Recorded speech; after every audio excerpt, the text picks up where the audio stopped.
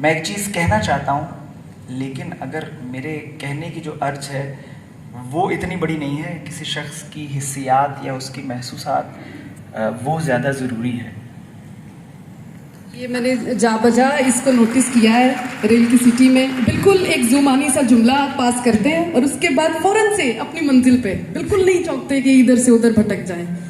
अच्छा, रेल की सिटी में कहानियां हैं प्री पार्टीशन और पोस्ट पार्टीशन पंजाब की। ये तारीख की वो कहानियां हैं जो कहीं मिसमार हो गई, कहीं दब गई तो कहीं बिक गई। अगर मिलती भी हैं तो कटी पटी हालत में। हमारे यहाँ तारीख को संभालने का रवाज तो है नहीं। यहाँ पर हर कहानी मलबे के ढेर से खोजनी पड़ती है। आपका ये खोज का सफर कैसा था, जो किस बार आप इसको लिख रहे थे? अच्छा, इसका एक बहुत बड़ा हिस्सा तो ऐसा है जो कि इसी साइट का है। ये रावी चनाब कॉरिडोर है और उसके बाद जेहलम चनाब कॉरिडोर है। ये तो सारे वो जगह हैं जो कि मैंने अपनी मुलाजमत के सिलसिले में मुझे देखने का इत्तेफाक हुआ। और जो बाकी कुछ जगह हैं उनके बारे में मैं पहले पढ़ता था, फिर मैं कहानी सुनाई, और वो कहानियाँ और लोगों की जो एक इज्तिमाई यादाश्तें होती हैं वो थी। फिर बहुत सी चीज़ें ऐसी हैं जो आप बचपन में सुन लेते हैं और आपके साथ रहती हैं। मिसाल के तौर पे जैसे ये हीर है, ठीक है। अब हीर हमारे यहाँ रवाज ये था कि ऐसा नहीं कि हम कोई बड़े सिक्का बंद पंजाबी घराने से मेरा ताल्लुक है, हम एक इंतहाई मामूल के घर में पले बड़े हैं। लेकिन सुबह के वक्त मेरी दादी जो थी वो फजर की नमाज के बाद, बहुत शुक्रगुजार उन लोगों का कि इन लोगों की वजह से मुझे दोबारा, मैं हीर पढ़ रहा था तो कुछ बातें दोबारा से वो सारी चीज़ें आपके सामने आती हैं जो कि एक, जब राजे की और भाभीियों की जो नोक झोंक है। मैं आप तमाम लोगों से दरख्वास्त करूंगा कि आज जब आप घर जाएं, आपके पास थोड़ा सा वक्त हो तो आप वो नोक झोंक निकाल के पढ़िए। ये पॉइंट ऐसा है कि रांझे के वालिद का इंतकाल हो चुका है, चौधरी मौजू का, तकदीर की थी मौजू फौत हो जाए, इस तरह करके आगे चलता है मामला। और अब रांझा जो है कि जो एक बड़ा एक पैम्पर्ड सा बच्चा है, उसकी सारी हरकतें उसके घर वालों को प्राइमरीली उसकी भाभीियों को बुरी लगना शुरू हो गई हैं। तो भाभीियाँ जो हैं वो आहिस्ता आहिस्ता हर रोज़ कोई हल्की हल्की ढोलकी बजाना शुरू हो गई हैं ताकि रांझा जो है वो यहाँ से चला जाए। एक पॉइंट ऐसा आता है, एक टिप ऑफ पॉइंट है कहानी में, जब Ranjha gets fed up of the soul और वो कहता है कि मुझे अब यहाँ पे नहीं रुकना। तो जाते जाते एक फैसला कुन एक इंटरेक्शन है रांझे का और उसकी भाभियों का, और उसमें वो दो बातें अपनी भाभियों को कहता है, जिसके जवाब में फिर भाभियाँ उससे डिमांड करती हैं। वो उनको कहता है कि तुसा छतरे मर्द बना देते, तुसा छतरे मर्द बना देते, सप रस्सियाँ दे करे डारियो नी, राजे भोज ते मुँह लगाम दे के चढ़ दौड़ियाँ वो टूने हारियों नी। अब ये बड़ी छोटी सी बात है, तुसा छतरे मर्द बना देते, एक जुमला कह के वारिस शाह आगे चले गए। लेकिन अगर आप पंजाब की तारीख से वाकिफ़ हैं तो ये जो बात है तुसा छतरे मर्द बना देते, ये एक तो इशारा है कि मेरे भाई जो हैं वो तुम लोगों की बातें सुन सुन के बिल्कुल छतरे बन गए हैं, यानी कि बिल्कुल अपनी सोचने समझने की सलाहियत उनकी मफकूद हो गई है। और दूसरा इसका मतलब जो है वो किस्सा पूरन भगत से मुस्तार लिया गया है, जहाँ पे एक बहुत बड़े कैरेक्टर को जादू के जोर पे छतरा बना दिया जाता है। सो जिसके जवाब में उसकी भाभियाँ जो हैं वो उसको ताना देती कि अगर तुम इतने अच्छे हो तो जाके सियालों की हीर ब्याह के लिए आओ। और सिर्फ यहाँ वो इख्तिताम नहीं करती, वो उसको कहती हैं कि जे नाल ना टुरे थे कोठों टपा ले आई, कि अगर वो तुम्हारे साथ नहीं आती तो तुम ऐसा करना कि उसको भगा के ले आना, क्योंकि इस हीर में सब काफ़ी मालूम थी। एक और छोटी सी डिस्क्लेमर, छोटा सा डिस्क्लेमर ये भी है, बहुत से लोग इसके एक और सवाल भी उठाते हैं कि माई हीर का जो किरदार है वो काफ़ी बाकिर था, उनका इस किस्से से कोई ताल्लुक नहीं। लेकिन ये उस वक्त की ऑडिटर्स नॉवल जो लिखना है वो ये चाहते थे कि हीर की वजह से सियार इतने कोई पुराने औरत की वजह से पूरी बरादरी को इतना बदनाम कर दिया है कि वो कोई भी बड़े होने के लिए कंटेस्ट न कर सके। दूसरी आखिरी जिस तरह किसी भी जंग में होता है कि आखिरी मैदान जंग की आखिरी में फतेह या शिकस्त होती है, वो औरत की बात होती है। आपने लिखा पंजाब की हिजरत अजीब हिजरत है, जो इस मिट्टी को एक दफ़ा छोड़ता है उसे ज़िंदगी में दूसरी बार भी देश निकाला मिलता। हिजरत दर हिजरत का ये कर्म है।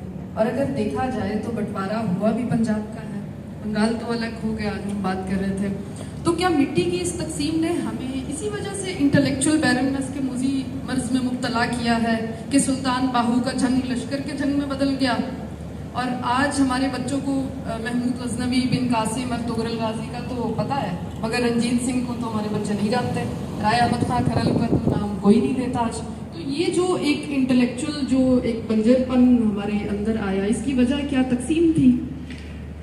मैं इसकी वजह सिर्फ तकसीम को नहीं कहूँगा, फिर तकसीम को याद करने के अपने अपने नोशंस हैं। हमारे यहाँ अगर आप किसी सरकारी व नीम सरकारी महफिल में ये कह दें कि ये तकसीम थी तो लोग बुरा मान जाते हैं, वो कहते हैं ये आज़ादी थी।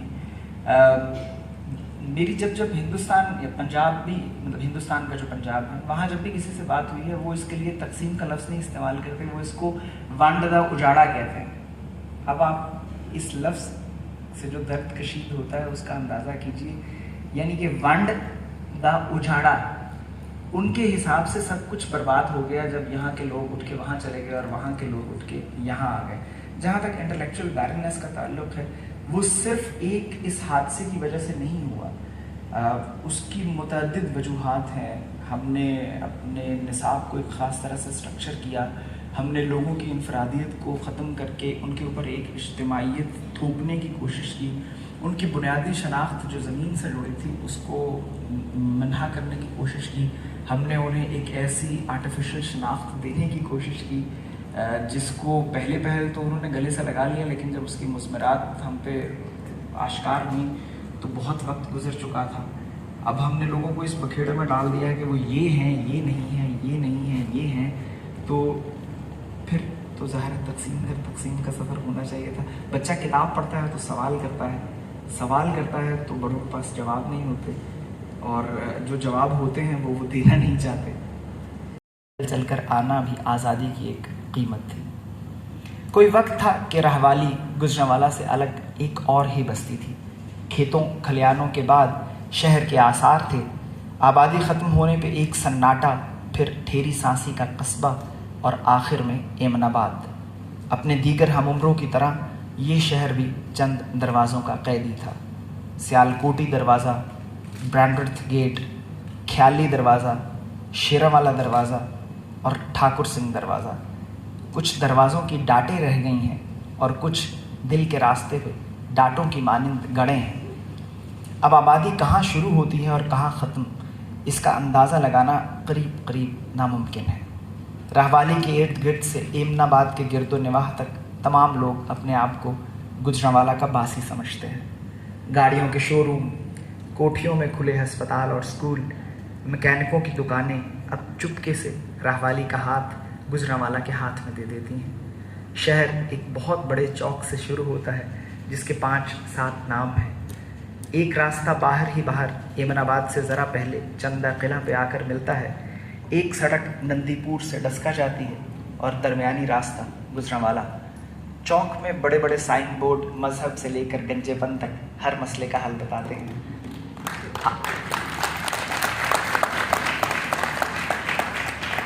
आगाज़ में ही क्लाइमेक्साबाद का नगर है।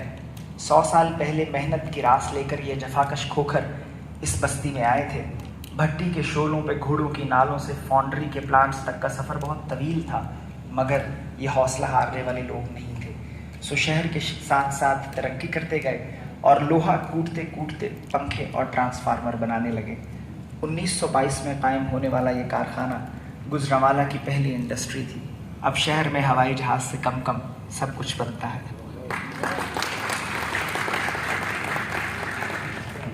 इतना ही क्या आगे? ठीक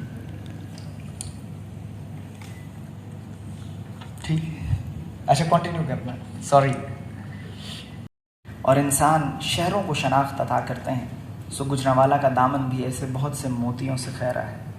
यूँ तो शहर कई सदियों से आबाद है और मौर्ख कालिदास को भी यहीं का बासी बताते हैं, मगर दस्तावेजी तारीख इसका नाता प्रतिहार गोजरों से जोड़ती है। कोई इसे सांसी गोजरों की आमाजगाह भी बताता है कि किसी सरदार ने 10-12 गाँव इकट्ठे किए और उनका नाम खानपुर सांसी रख दिया।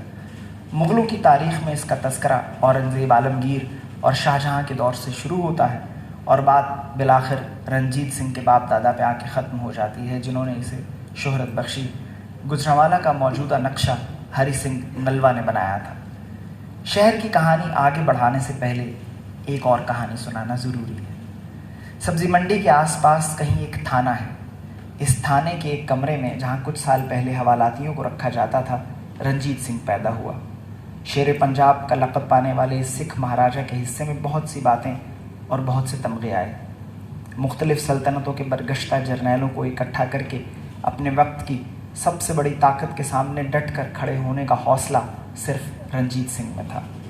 फ़ौज के अलावा महाराजा को फ़कीर सैयद अजीज़ुद्दीन और फ़कीर सैयद वहीदुद्दीन जैसे बेहतरीन सफ़ीर भी मैसर थे। कुछ मनचले पंजाबी इसे पंजाब का पहला हुक्मरान गर्दानते हैं और कुछ इसे पंजाब का वाहिद पंजाबी हुक्मरान मानते हैं।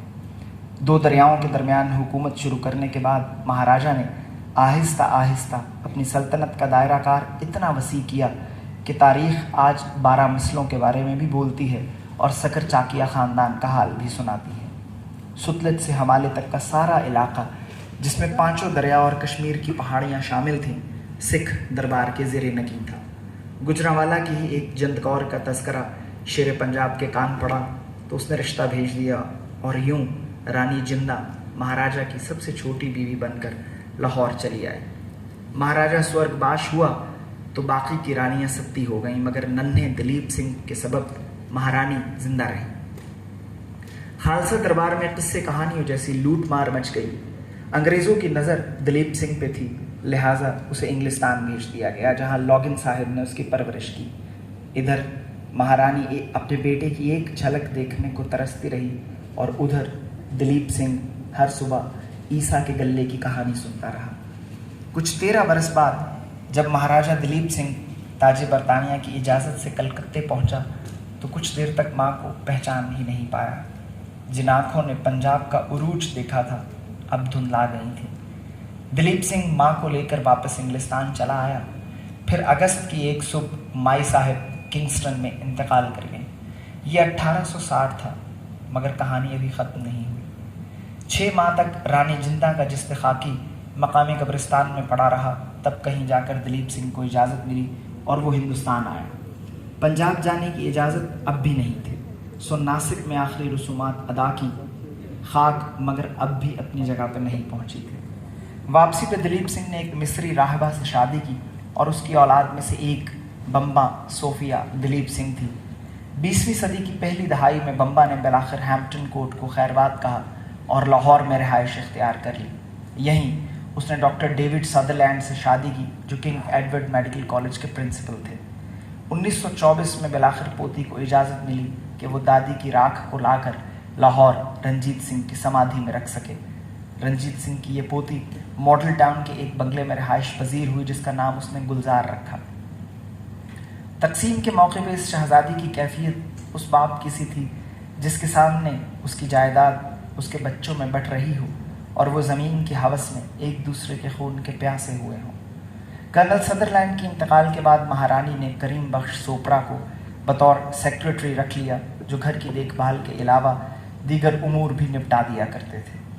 कहते हैं मलका विक्टोरिया को दिलीप सिंह से ख़ास उन्स था। अब ये मलका की मादरी शफ़क़त थी या कोहे नूर की करामत, मगर वो अक्सर कहा करती कि उसे दिलीप की आंखें बहुत पसंद हैं। बम्बा के हिस्से में बाप की तरफ से नस्ली तफाखुर के अलावा ये आँखें भी आई थी। फरवरी 1957 में ये आँखें हमेशा हमेशा के लिए बंद हो गईं। मरते दम तक बम्बा अपने आप को पंजाब की आखिरी महारानी ही समझती रही। अब लाहौर के गोरा कब्रिस्तान में एक गुमनाम सी कब्र है जिस पे हर क्रिसमस, ईद, शब बारात और गुड फ्राइडे पीर करीम बख्श सोपरा के बच्चे फूल चढ़ाते हैं। कतबे अंग्रेज़ी में बम्बा की तारीख़ पैदाइश और तारीख़ वफ़ात दर्ज है। महाराजा का नाम भी लिखा है और फ़ारसी का एक शेर भी कंदा है। फ़र्क शाही कोई किसी कब्र को खोल कर देखे तो वो बता नहीं सकेगा कि इस मरकत में कोई खुशहाल दफन था या मफलूक।